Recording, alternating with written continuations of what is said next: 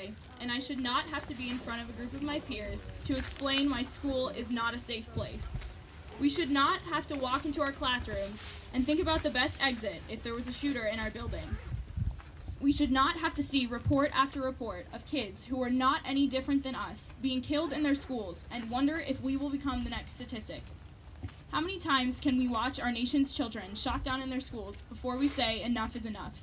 How many times can we say, we will never let this happen again, only to turn on the news and hear about yet another mass shooting? Our community is a lucky one. We have not experienced violence like the violence in Parkland, Florida, the city that sparked this movement across the country. The fact that I can call our community lucky because we have never had a mass shooting encompasses the problem in our nation. Just because a shooting has never happened in Centerville's history does not mean we can assure ourselves that a shooting will never happen. The National Council for Home Safety and Security ranked Parkland as the #1 safest city in Florida in 2017. In 2018, Parkland was ranked 3rd on that list. The people of Parkland could never have imagined the traumatic events of February 14th in their community, nor could the people of Columbine, or Virginia Tech, or Newtown. Tragedies are impossible to predict, but I believe that tragedies can be prevented. After a school shooting, an outpouring of support from outsiders and people across the nation is expected. Politicians and officials always adamantly declare that we must never let this happen again. Yet, in 2018, why are we still having a conversation where we say never again?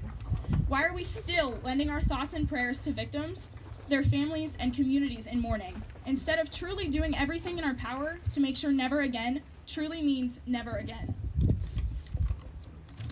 No one is more qualified to talk about safety in schools than a student who struggles with the topic each and every day.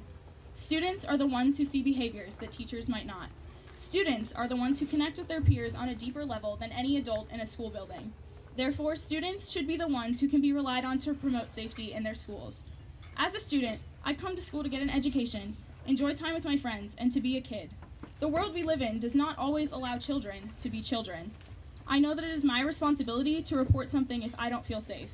How many of you, before today, knew about the hotline for Centerville students to report threats against our school?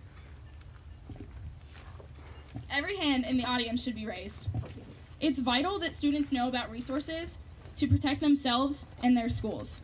School shootings are an epidemic in our country. We cannot shy away from talking about the problem. An open conversation about what to do when you suspect a threat to your school, or what to do if there was a shooting, saves lives. One day, I hope that no student in any school in America will have to use a safety hotline or their ALICE training, but we are not there yet.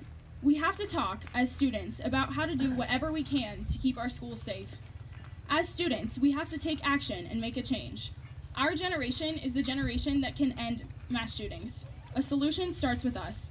We, as students, must ensure that enough finally means enough, and never again finally rings true. Thank you.